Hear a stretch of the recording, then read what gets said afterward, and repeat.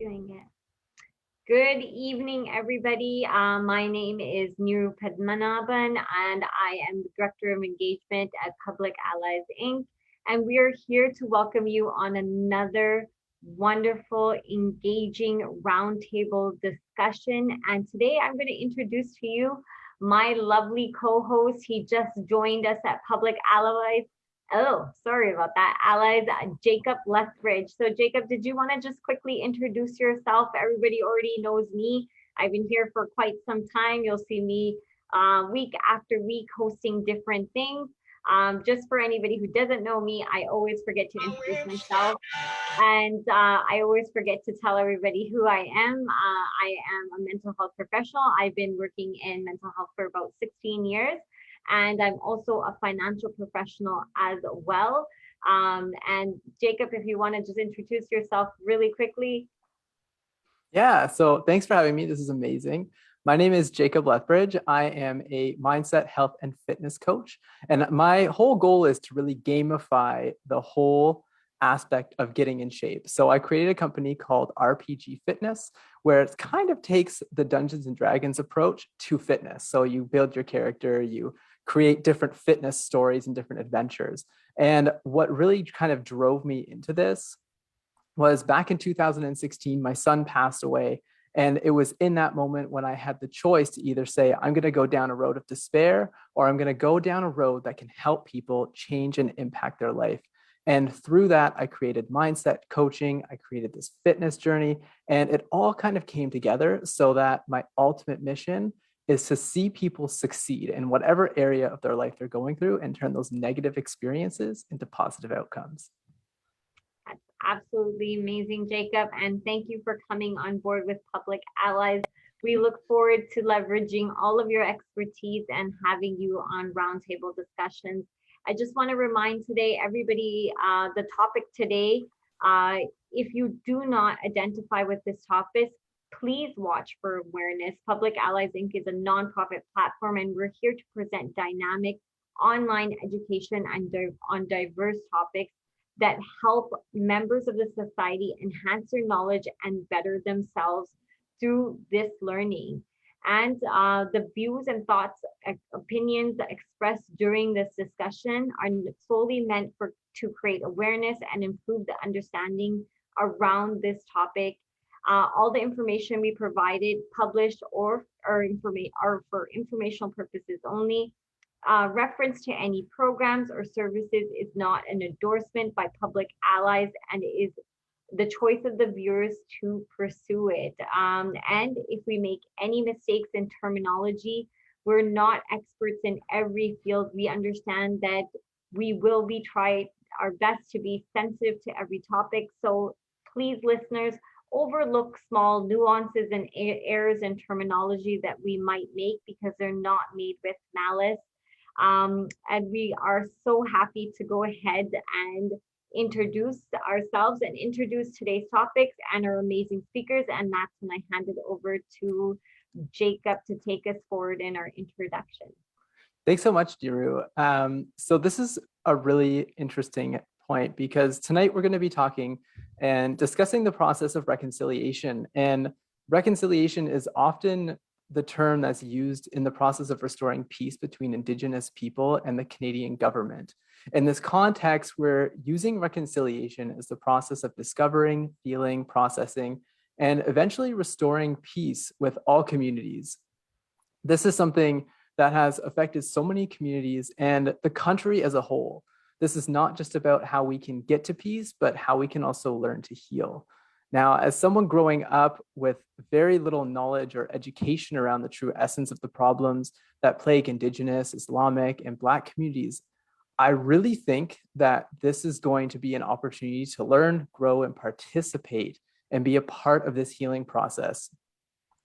You know, when I was growing up, like even through like kindergarten to grade 12, I was never really taught about any of these issues. I never even had heard of the term Indigenous people. And it wasn't until I actually went off to university where I first met someone who was Indigenous, and we became really good friends. His name was Cam, and we're still good friends to this day. And just learning about him and learning about his story and his background was just so fascinating to me. And I just kind of wondered why this never happened. But this is not just about how we can learn, but like I said, like how we can learn to heal. So the path to peace and the path to forgiving is going to be a long one. The change starts here with us having open and honest communication and sharing our stories so that we can make the change and begin the healing process. Now, tonight we're joined by 3 speakers. We have John Currie, KUBRA Mir, and OKEZIE OLUIKPE. I hope I said all those right. And I'll start, Neru, if you want, with the introduction for John, and then we can kind of go back and forth if you like, if that sounds good. So John Currie is the executive director. John, if you want to just give a quick wave so everyone kind of knows who you are. I'm not sure if they can see your name or not. But John Currie is the executive director for HIP, Honoring Indigenous Peoples, a Southern Ontario startup that has grown into a nationwide movement and is now receiving international attention for inspiring Indigenous and non-Indigenous relationship building. As an advocate for race and gender equality, John plays a leadership role in bringing Indigenous and non-Indigenous peoples together for community, well-being, and advancing the next generation of leaders. He is also a past president of the Rotary Club of Pickering and holds a bachelor's degree from York University with studies in Indigenous and Canadian history. He is the recipient of the Rotary Club's Service Above Self Award, which recognizes those who have demonstrated exemplary humanitarian service with an emphasis on personal volunteer efforts and active involvement in helping others. Amazing. Next is KUBRA Mir. KUBRA, did you want to just wave really quickly to everybody so everybody can see you? KUBRA is on the board of Islamic History Month Canada and have proclaimed in Ajax and Pickering. She is working on an event for Whitby this year. She promotes blood donation for local Muslim community and organizes events for them. KUBRA has also won the Good Deed Award for the volunteer work from the town of Ajax in 2017 and from the Pakistani association called Friends Indeed. She has also volunteered for over 5 years at the soup kitchen at Islamic Foundation Masjid, which is the temple there. She collects the donations for local shelters, food banks. She has also founded and helped run senior groups at Pickering Islamic Center, and most notably in her free time, I don't know when she finds it, she is also a food and lifestyle blogger. That's absolutely amazing, KUBRA. I can't wait to see your lifestyle and food blogs as well. So off to you, Jacob, to introduce OKEZIE. And lastly, but certainly not least, we have OKEZIE. And OKEZIE is a passionate life and business coach with over 21 years of corporate experience. He helps his clients figure out why they are stuck, frustrated, or confused so that they can finally change and find what feels both meaningful and fun. He provides success mindset for individuals and businesses that want to scale up. With an MBA from University of Liverpool, a Procter Gallagher Institute consultant, he is able to work with you to clarify and reach your goals in every area of your life and business so that you can go all out and really live your life instead of just merely existing. Welcome, OKEZIE. Give us a little wave. And it's actually really interesting because I'm well aware of Bob Proctor, and he's actually the guy that got me started on my whole personal development journey. So that's something cool that we have in common. Absolutely amazing. So as we have individuals from different walks of life here, we have John Currie representing the Indigenous community, KUBRA representing the Islamic Muslim community, and OKEZIE talking about a movement happening in Black Lives Matter. We've tried our best to encompass what's happening in our political, our country's landscape at this time, and we're trying our best to showcase and teach people about the events and questions that they've actually brought to us. But many people are misinformed about the issues that are really going on. So starting with John, what has your community faced in the past, and what are some of the ripple effects into the present day today? KUBRA, if you can follow, and OKEZIE, if you can lead after that. That's a big question, actually. So, you know, we were just talking earlier that the last residential school closed in 1996. And as most people have heard in the news recently, with you know the news about the children from the residential schools, this has had a traumatic impact on Indigenous people from coast to coast. And when you had multiple generations being taken away from their parents and placed in residential schools, you get this intergenerational trauma. You know, right now, we're actually seeing the very first generation graduating university that has never been to residential school. But, you know, that impact still impacts them even today. And so, you know, this is something that's not going to go away anytime soon. There will be many, many more children that will be found, and the topic will be front of mind. So there, you know, I think Jacob was mentioning earlier about reconciliation, and I know we've had the Truth and Reconciliation report. I've always argued that it should be truth, healing, and then reconciliation. And that reconciliation is not a checkbox. It's not a box where we can say, "Oh, I did this." It's going to take a long time before we can actually truly reconcile. I actually have a great book. It's 21 things you may not know about the Indian Act. And this is a recommended book for any person right across Canada. I would definitely recommend it to learn a little bit more about the true history of Canada and what has got us here to today. And it'll also help guide us to how we can move forward. Absolutely amazing. Yes, and as we discuss it, it's happening more and more. More and more bodies are being recovered, and we're finding out what's really going on and what really happened in our history's landscape. So yes, it's thank you so much for giving us that great synopsis of what's going on. KUBRA, if you could take us forward. Assalamu alaikum. So my greeting is a greeting of peace. I'm here representing Canadian Council of Muslim Women, and we would just like to say that we are in solidarity with the First Nations, Métis, and Inuit people. So our history in Canada is as settlers. We did not come as colonizers, we came as settlers. And I just thought it would be interesting just to say that, you know, the early 1800s, we think that, you know, Black Muslims came as slaves to Canada. So those people, you know, unfortunately, there's not much documentation, right? So the actual first people who came to Canada were James and Agnes Love. They came from Scotland, right? And they came in 1851. So they're the first reported Muslims in Canada. And 3 years later, the first child, a Muslim child, was born in Canada. So that is our history, 1851. And then I just thought I would mention this one gentleman. His name is Ali Abu Taka, and he later became Alexander Hamilton. This gentleman, he came over when the gold rush. He thought that he's going to come make money, come to Canada.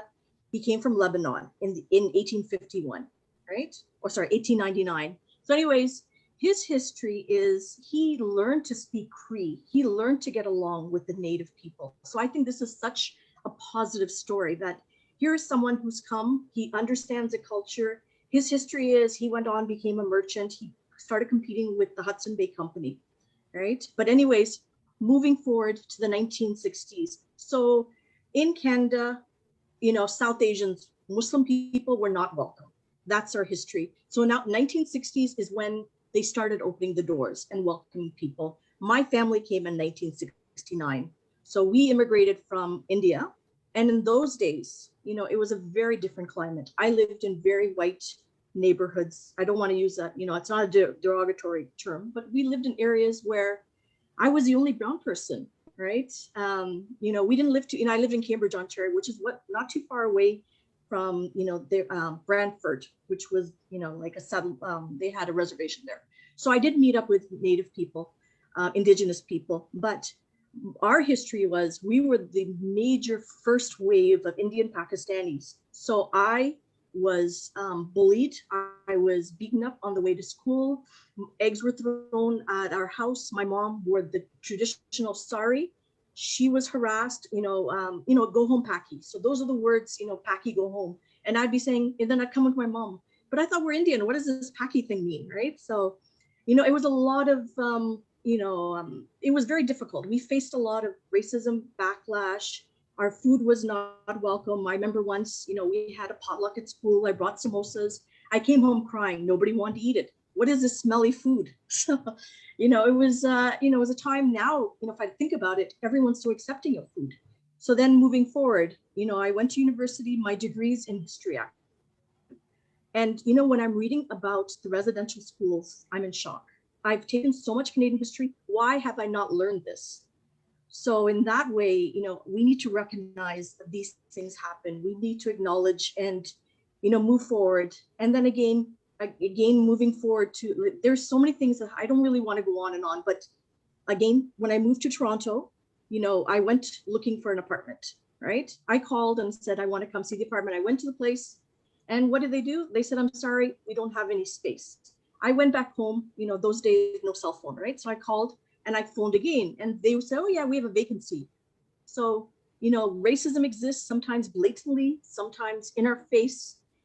And then of course, we all know what's happened. We had the biggest massacre in Canada, the Quebec shooting, right? And 6 people died while in prayer in Quebec City.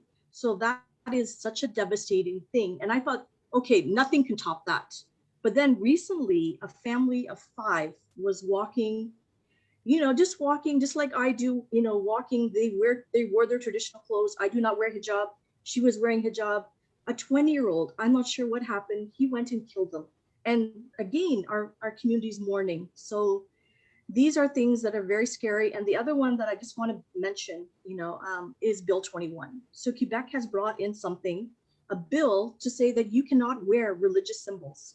So now child growing up in Quebec cannot be a teacher, cannot be a police officer if they wear the hijab, or maybe if they wore a turban or like an identifiable symbol. So this makes me very sad.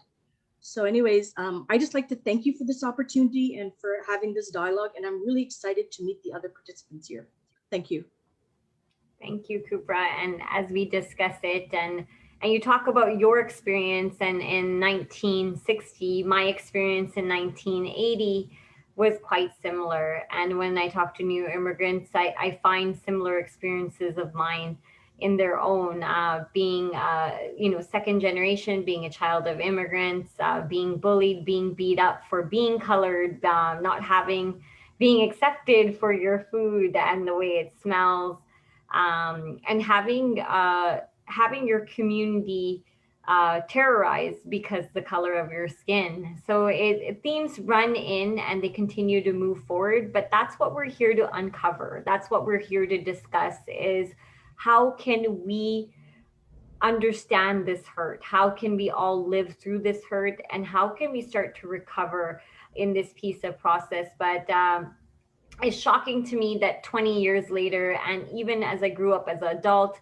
I still continue to face racism. I worked in a workplace in a nonprofit organization, and I had to end up leaving there because they were so racist. I was the only colored person at that table, and I was terrorized for it. I used to cry before I had to go into work. So it wasn't worth it, but that similarity in experience, and Bill 21 presents the same problems in an entire province. So hopefully that'll be amended. And OKEZIE, if you can take us forward in the next question and tell us more about your community. Okay, so nothing too far from what has been said. You will agree with me that despite the policies, the multicultural nature of Canada, that racism still, exists. Sometimes, like KUBRA said, it's subtle, and some other time it's just right there in your face. So it's a negative emotion that is just in your face every day. It is like somebody's just upset with you for being who you are, that you have no choice about. It's violence, it's intimidation, against just simply being you, you know. And how do you live? How can you exist when you know you're not wanted in a place? Some of us know when you're not wanted in a place. You know, when I particularly, when I'm not wanted in a place, I can sense it. So you can imagine. But you know, it continues to be a struggle to be a black person or to be a person of color. And you get offensive comments, you have insults, you have harassment and smears in different ways. Somebody said, it appears the COVID-19 is just a cover-up for racism. You know, it's like you come to an elevator or you come to a place and people just run out of the elevator because you came to the elevator, right? And you know, you'll be like, oh, come on. They say two people in an elevator and they say, oh, no, you just go on. And you're like, or you're going for a stroll. Going for a stroll on the road and or for a walk, and then you are wearing a mask, somebody else is wearing a mask, and you're walking, and the person just crosses to the other side, you know, as if you were wearing something or like you are smeared with dung. So it continues to be a struggle to be a person of color. There's racial profiling, there is difficulties in getting access to employment, like KUBRA said, getting accommodation, joining professional bodies, business financing, different kinds of things. I one time tried to join it's association of management consultants, and you know, I tried to mingle, right? Nobody wanted to, you know, some people you could see you were just being tolerated, you know, just, you know, nobody wanted to mix, and then you're like, you are the only person in this place. So there are so many things that so many negatives that one has to face up with. But what do is you try to be who you are and try to, whatever value you want to pass, whatever value you want to give, you still give out those values in spite of that. And you know, we live in a community, in the world where, you know, you have to be careful what you're putting out there. You see, because what you're putting out there is what you're going to get back.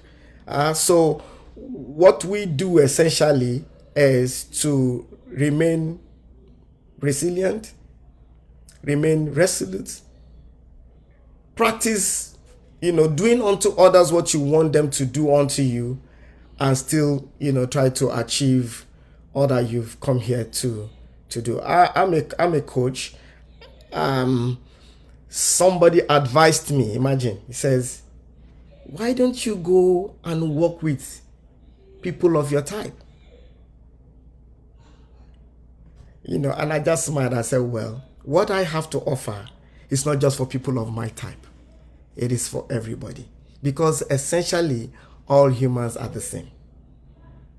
So that's where I like to stop. I mean, there's no point, you know, overemphasizing what is out there. We all know. Neru, you have said it. KUBRA, sorry, you've said it. And even, you know, John being an indigenous, you know, we all face it. So there's no point, you know, going over and over these negatives. Let's look at the positive side. Yes, so definitely. We always do love to focus on the positive side. And as we shed light on some of the topics that affect us, we help other people understand some of the context behind why reconciliation is a topic, why it needs to happen, why we need to look at what's going on. Does anybody have anything to add to any one thing that any of our speakers said, anything that sparked your interest? I have a quick little note. One thing that OKEZIE said was that treat those as if the way you would like to be treated. And I think that is actually part of the problem. There's so many people who have colonial thinking, so they're treating people with their colonial thoughts versus allowing other cultures to grow and to have space.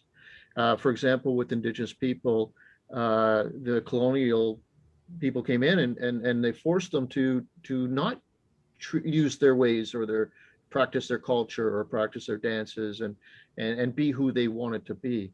And so I think it's really, really important to give people space to be themselves. I think that would be something that I'd make note of. Yes. Yeah. And if I could just follow up on that quickly, John, I think you made a really good point. Like the way I approach every single person who I meet, I always treat them with like curiosity. Like everyone has a story. You don't know what it is. So before I make any judgments or before I don't even like to judge people, but like before I make any kind of assumptions or anything about anyone, I always try and ask them like, what's your story? Like, where did you come from? How did you get to this point? And what did you experience in your life that made you this way? Like I experience like a lot of people who are negative. You know, there's negative people on the street. There's negative people anywhere. Like, you know, the amount of times I've almost been hit by a car because someone's just trying to get past that, you know, stop sign just that little bit quicker or something, like whatever it is, you know, it's like, why are you being like this? And it's in that questioning period where we say, okay, how can we as a collective people come together and say, what can we do to make this better? How can we help everyone? And how can we, you know, just become human, you know, and just, you know, treat people with dignity and respect. Like it's not that hard of a concept, yet it seems like it's a hard concept in the grand scheme of things because it's not happening. You know, like I don't know where the divide kind of happened or why it's still happening. I mean, aren't we in like the 21st century? Like, you know, I don't want to sound long-winded about this, but I think people need to understand that everyone is different. Everyone has a story. Everyone has a background. And it's up to us to kind of educate people on those backgrounds and educate people on how can we make this better for everyone. And that's just kind of my 2 cents on it. But I'll pass it to anyone else who wants to open up the conversation. To your point, Jacob, I mean, the world would be boring if everybody was the same. I think that's what I find the world's beautiful when we're able to try different cultures and you know, I'm a huge Formula One fan and they race in all different countries. And I would love one day in my retirement to be able to go to all those countries to try all the different foods and, you know, authentic foods at the end of the day. Yeah, same here. I like my family is, well, I guess I'm like half European. My mom came from Germany and she came over here and like, it's just like, I love going to that side of the world because like, it's so different. There's so many different like flavors and different experiences. And like one of my best friends, she's from Mexico. So like she has all these different traditions that I never knew about. So it's just so cool to experience all of these different cultures and all these different, I'm kind of spacing on the word, but all these different like people and cultures and experiences. Can I just quickly jump in and say that, you know, sometimes what I've come to realize is that people just hear certain things and just grab it. They take it. They could hear about, oh, he's a black, or he's African, right? And they probably talked about horrible things about those things in their families, and they just take them. Oh, she's a Muslim. Oh, he's, you know, just like John mentioned, you know, earlier when we were doing the introduction.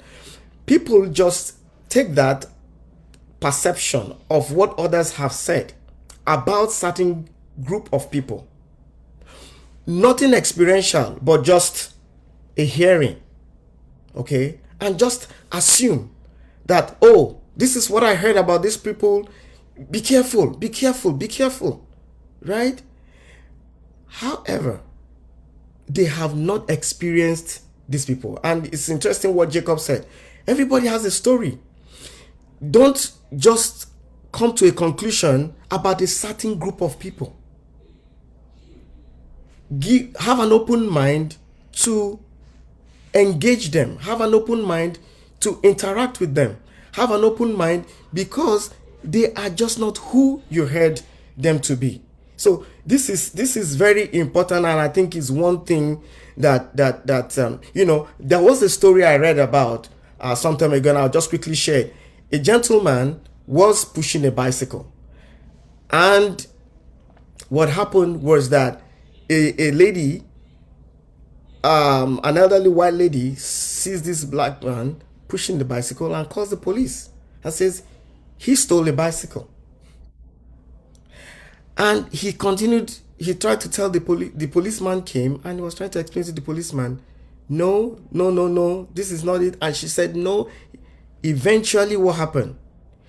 He actually found this bicycle. A young lady was riding the bicycle and was attacked. And this gentleman who was going for his work was trying to get the assailant and recover the bicycle, which he did, and was trying to get the bicycle back to the owner.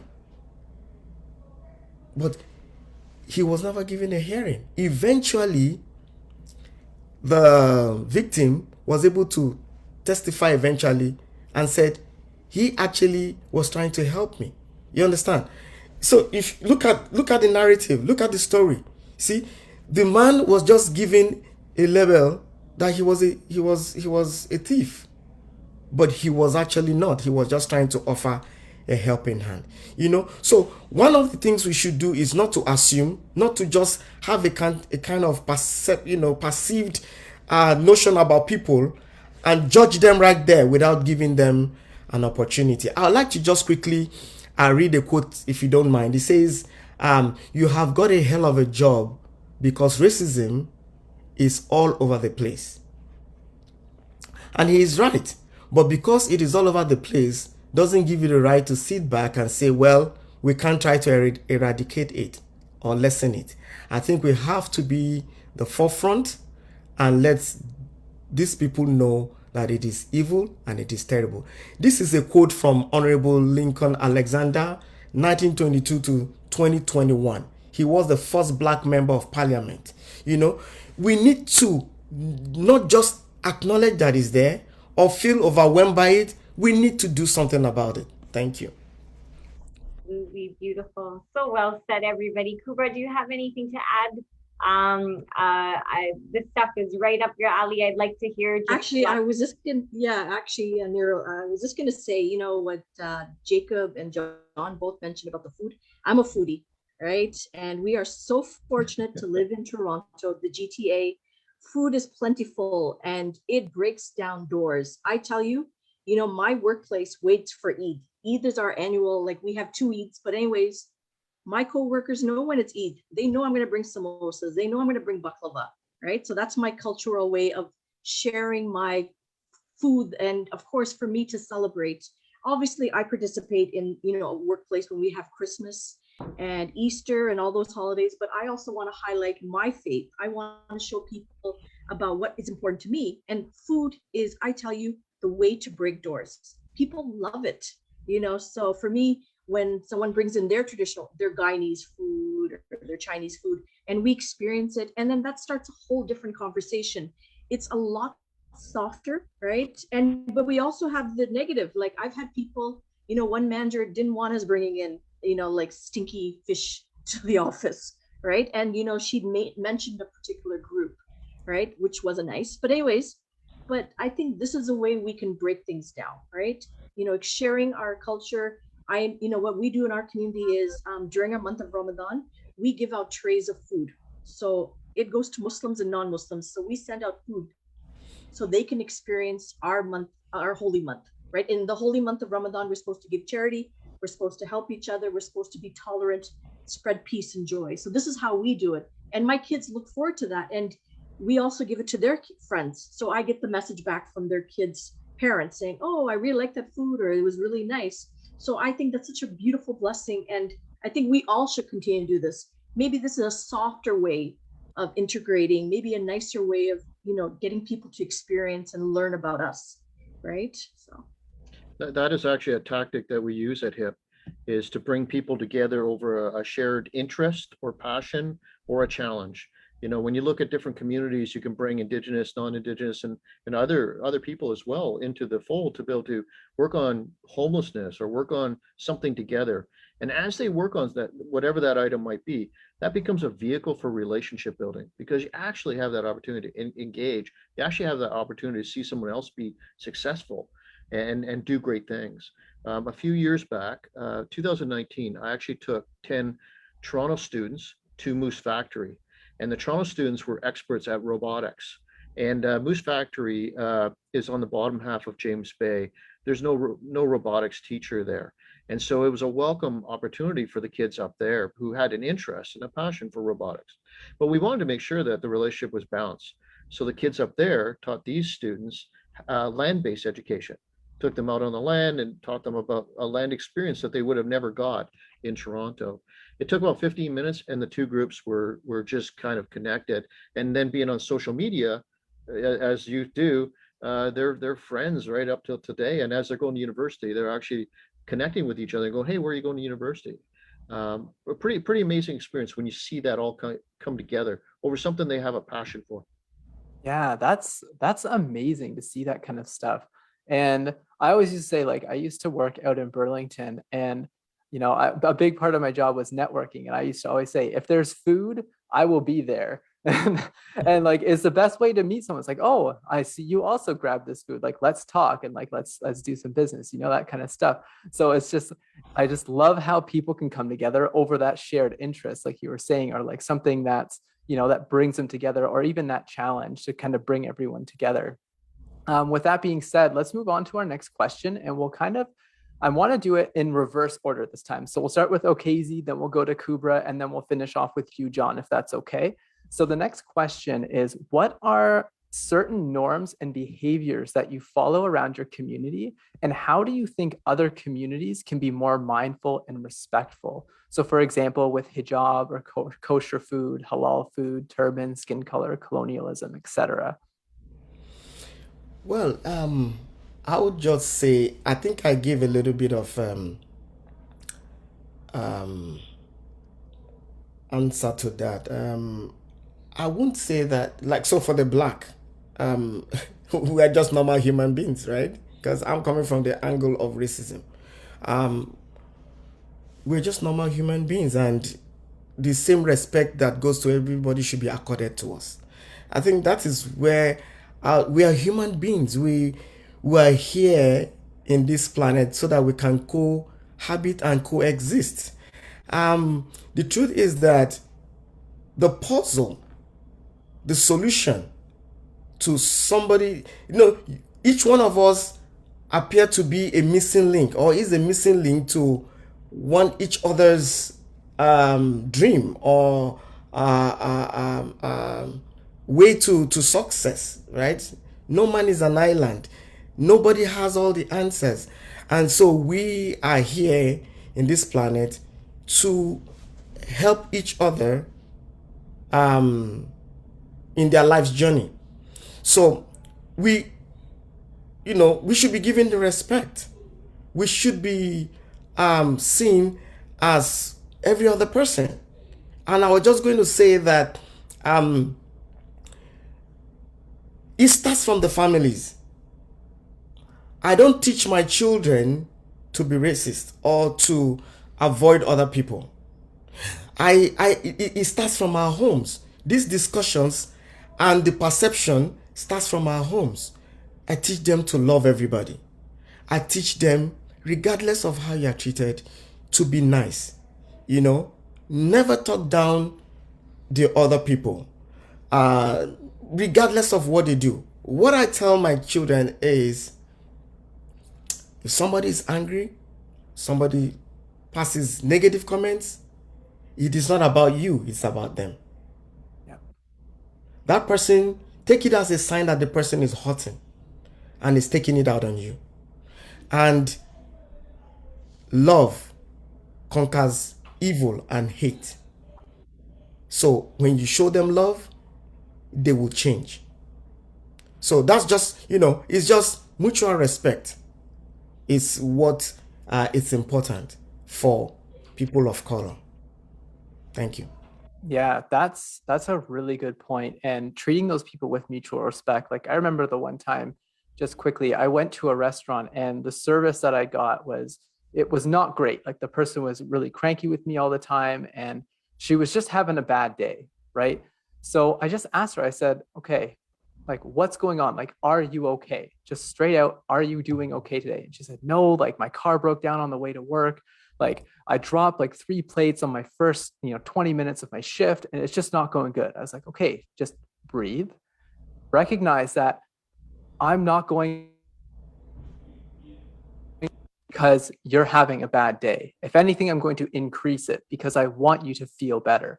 And whatever that takes, like if you need to go take 5 minutes, then take that 5 minutes. Like I can wait for a drink refill.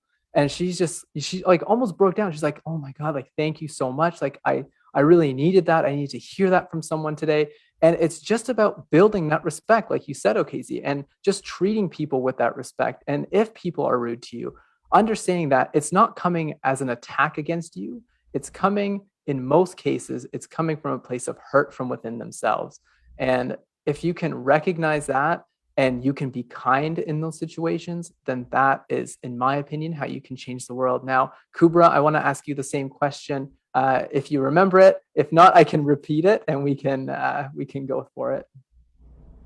Oh, I think you said how to be more respectful to other communities. Is that what the question was? Yeah. Okay, so I've lived in Canada my whole life, and a lot of the places I've lived is where I was the only brown person. So I would walk down the street, people would turn around and look at me. So you're starting off with a stereotype right there, right? So anyways, 4 or 5 years ago, I brought a team of volunteers to an event. And afterwards, when the gentleman came up to me, he was white, again, I'm sorry to use that phrase, but he said, you are the first Muslim I've ever met.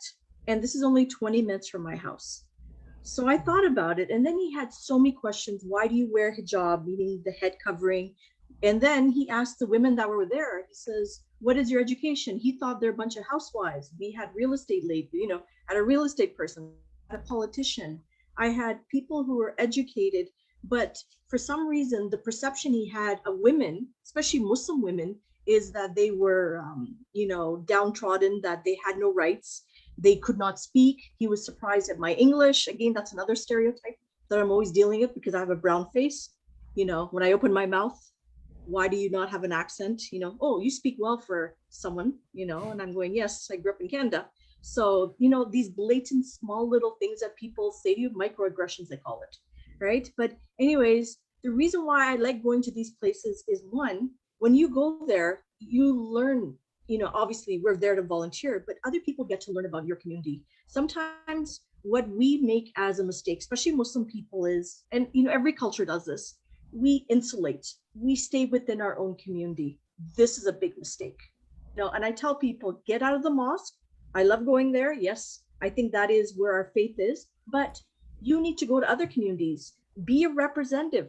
If people are not going to listen to, when they say terrorist, you show them a different place, like you show, I work with this Muslim, or I know this Muslim, she's nice, she's thoughtful, like we are ambassadors everywhere we go.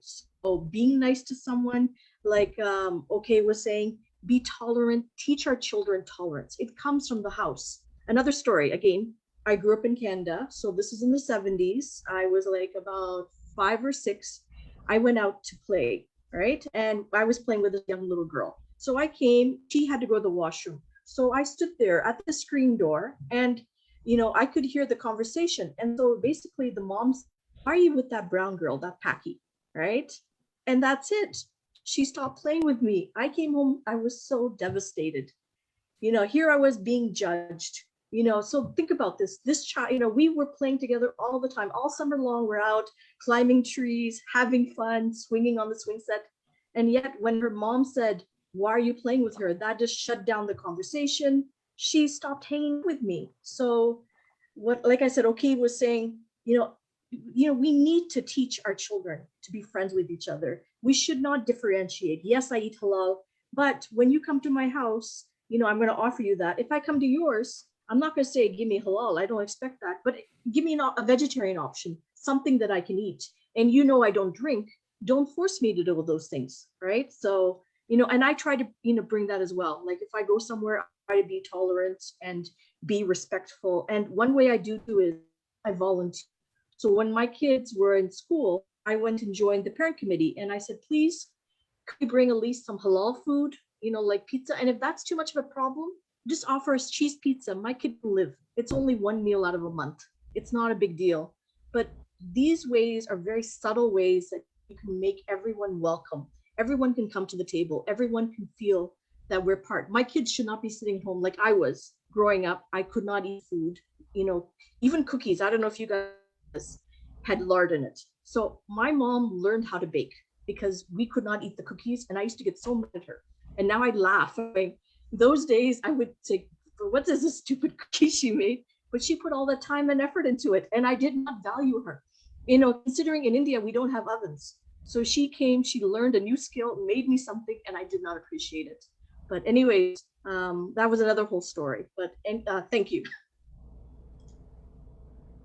Yeah, that's definitely interesting to hear because like I know like it's unfortunate like I don't have like I have a great relationship with my mom, but I don't know a lot about her. And I know especially like when she came over from Switzerland that you know she had to adjust to this whole community. She had to adjust to the way of Canada living and learning how to, you know, cook like Canadian food was like a whole, you know, new experience for her. And it's just like crazy to think that all of this happens and that it still kind of happens today because like it's so funny, like my daughter will go out and she'll see someone of color and she'll like point out, she'll be like, oh look, that person's black, and I'll be like, yeah, but does that make any difference? She's like, no. She's like, I just like black. And I was like, that's good. Like it's so cute. Like she's like 3, so like it's so funny. Like she just walks around like pointing out, like we saw someone with green hair, she's like, that person has green hair. And it's like, yeah, and they're allowed to have it. They can do what they want to do. Like it's their body, it's their choice. And she's like, yeah, I just like it. And like it's just so cool because like it's through this and like teaching our kids and kind of going back to what OKEZIE said, like teaching our kids that everyone is unique in their own way and just to have respect for them, like no matter what they're doing. John, I'll pass the question over to you now. You're on mute. That is the term of the year, isn't Yeah. it? You're on. Yeah. I'm gonna have to get the T-shirt or something.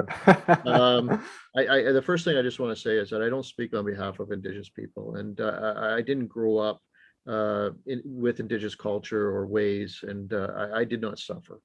So that's the very first thing. But you know, there's a lot of suffering. There definitely is a lot of suffering, and it's to do with people not understanding the truth.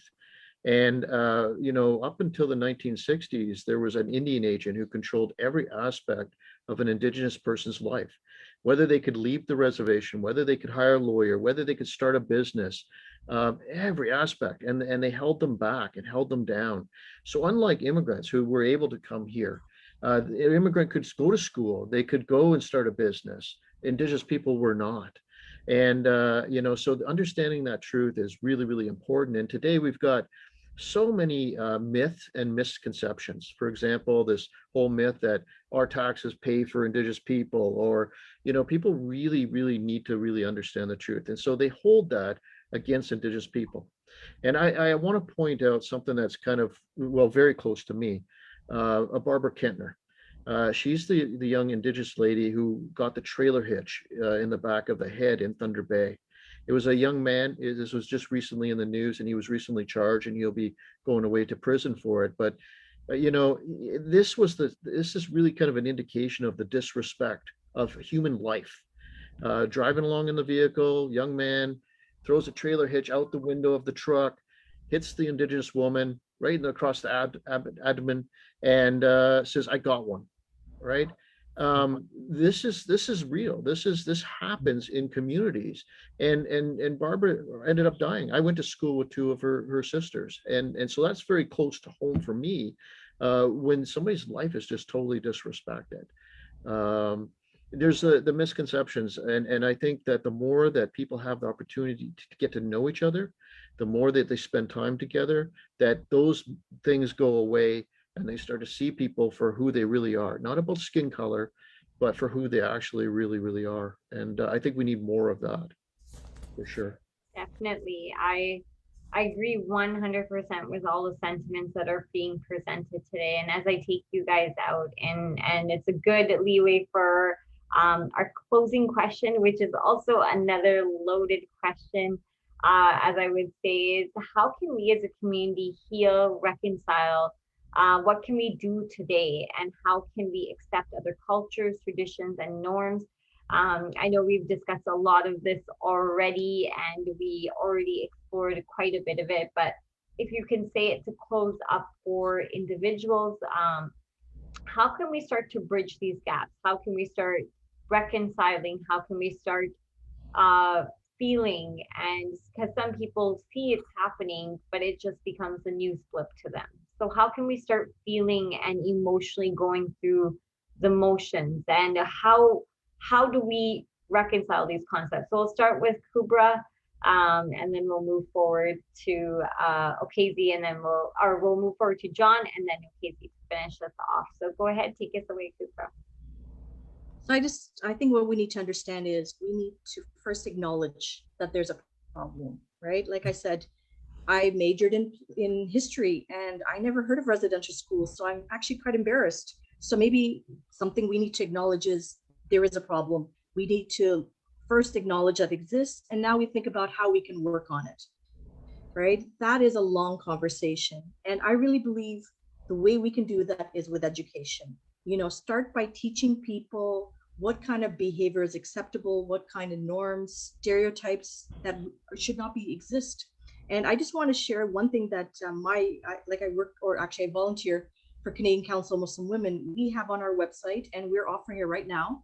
It's a free workshop on anti-racism, right? It's been funded by the government, and we talk about the Black community, we talk about LGBT. There's different things that they look at, but how does racism exist? Systemic. It's free, so if you're interested, I will put up the website. And the other thing that we're also teaching is about cyberbullying, right? So on social media, the moment you say you're a different culture, something, like the reason why we talked about this earlier, native TikTok, right? And, now all these native people are showing their dances. It seems they were historically not allowed to do that. And now they're showing it. And then other people are coming and making all these negative comments. So I think it's really important for us to understand cyberbullying, how we can counteract it, how we can prevent ourselves from perpetuating these stereotypes. So again, I really think, first of all, we need to acknowledge that there's a problem. Second of all, understand our own role. We're settlers to this land. My family did not colonize, we came as settlers. We have benefited from Canada. And again, this year, I am such a proud Canadian, I will not be celebrating Canada Day. It's such a, for me, I used to live in Ottawa, go to Parliament Hill, red shirt, the happy, the fireworks, all that stuff. But this year I'm very sad. And I think it's time to acknowledge that maybe, Canada was built off the backs of the Native Indigenous people, and this is not right. So how can we move forward? So I'm just going to leave it at that, saying knowledge, education, and maybe an acknowledgement that we need to change. Definitely. I agree with all your sentiments. John, yourself? I think KUBRA said it just perfectly, actually, and because I would echo that. It's about understanding the truth and healing, and then reconciliation. And we can only do healing if we're able to come together and to have those conversations. As difficult as they can be, it's really important. And I know that, there's been a lot of tears shed since the Kamloops news, and there'll be a lot more tears shed as we move forward. But we have to have those tough conversations to understand what truly happened and never allow it to happen again, and to be able to move forward. And I also echo your comments about Canada Day. It's not a time to celebrate. We have people that are mourning right across Canada, and they're our friends, our neighbors, and it's hard to go and celebrate when they're in so much pain. So it's a time to be able to reach out, show them that the love, and to show them that we're here to be supportive, and that we want to be a part of the solution as we go forward. But listen, thank you so much for having me on the show. I've learned a lot from the other guest speakers as well. So very humbled and thankful to be here. So as John, as I lead off into a side question there, and everybody will get an opportunity to answer this one as well. So while I have you, how do we do this? How do we turn around to our neighbors and we say to them, I'm not from your culture, I'm not from your background. How do I come to terms? How do I help you come to terms? What can I do for you? What are the most appropriate ways of even doing this? Should we be doing this? Should we be sitting back? So many people are waiting for somebody else to take care of that healing process. So what are your thoughts on this? And what are, give us some tips, some candor, some ways that we can do this. Well, it begins with educating ourselves, and there's lots of resources out there. The Truth and Reconciliation Report, although it's a long read, it's fairly important that we understand it. More specifically, the calls to action, the 94 calls to action. So that would be a great starting point for anyone. Understanding the Indian Act is another one, because it's still in play today, and it's still it's one of the most racist documents ever to exist, and it's still active. So understand those things. If you know Indigenous people, give them a hug. And abide, try to incorporate their culture into the way that you approach them and the way that you speak with them. They would appreciate that for sure. But Indigenous people aren't asking you or me to do anything for them. They are more than capable themselves. But we can be partners and we can be supportive. And when they need us, let them know, hey, if you need me, I'm here, and here's what I'm capable of doing. And then work on things together, partner. That balanced relationship, doing it together. I think everybody says it all the time, nothing about me without me. And we gotta make sure that we live that motto all the way through. Now on Canada Day, wear some sort of orange. It might be a ribbon, it might be an orange shirt. That's a good symbol to others who are Indigenous that you're there and you're supportive of their movement. And you'll see online that there's petitions with the government for more change. We can get involved in some of those things as well. Definitely, we need to be the change we want to see, and we definitely have to do more. And as you say this, it almost makes me emotional, because people realize racism, they realize what's happened when it affects their own lives. Don't wait for the moment where it affects your life. Don't wait for yourself to be called out. Be a part of that change. Just like you said, John, just like you said, KUBRA, and I give it to you, OKEZIE, to take us forward in your view of it. Yeah, so in addition to acknowledging and the education, there has to be a deliberate action for atonement, for forgiveness. See, and the government has to take a lead in this. I remember when was it 2018 or 19, when the Syrians, the government says, assist Indians, we're going to accept the Syrians here, okay? Companies give them job, neighbors give them food, clothing, whatever, accept them, right? And we could see there was massive open doors by Canadians, right? So government has to take a lead in actually leading this atoning act, okay? The forgiveness. That it has to be deliberate. There has to be a huge strategic act of righteousness. Okay, let me put, for lack of a better way to put it, there has to be huge strategic acts of righteousness, and it has to be now. Okay, we have to not just talk about it. You see, there has to be exemplary acts, to resolve this. I think I made a note of something here. Asking victims forgiveness while promising and resolving never to repeat the wrongs, okay, and working to restore these victims to their full humanity as fellow citizens. Okay, it is the government that will do this. Okay, they have to do it. It has to be deliberate. Okay, there's something about, I can have an argument with KUBRA or John, for example, or any of you, and and I say, oh, in my mind, okay, you know what, I've forgiven it. It doesn't, it doesn't work that way. I have to actually walk up to KUBRA or walk up to John and say, you know what I did the other day? I realize I'm wrong. I am sorry about it.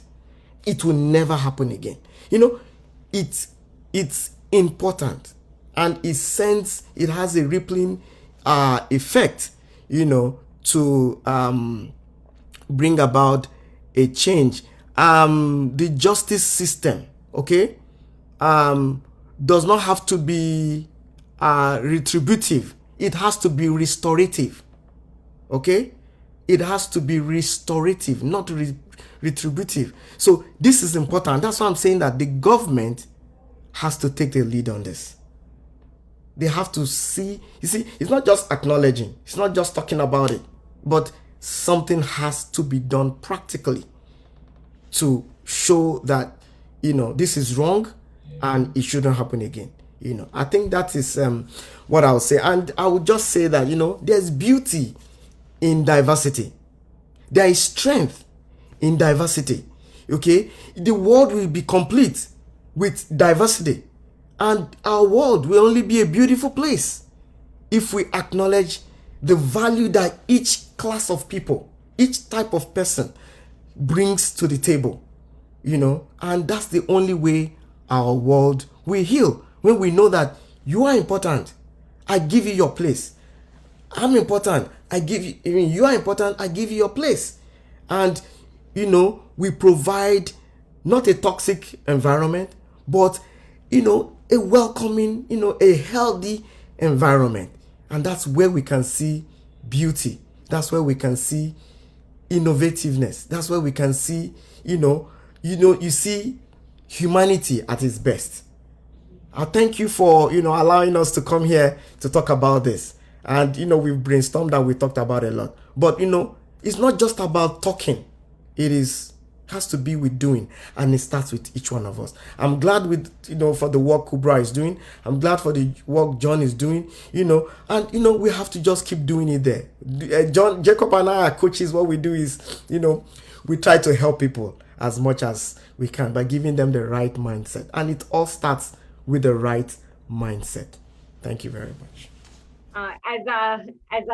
As we discuss this, and we're going a little bit further, and we go a little bit over time, but OKEZIE, going back to what you said exactly, what would you like the government to do? John, what would you like the government to do? KUBRA, what would you like the government to do? You guys are all a part of volunteer communities. You're a part of what goes on in the groundwork. Really quickly, tell us, OKEZIE, and then KUBRA, and then John. Sorry, I mentioned it earlier.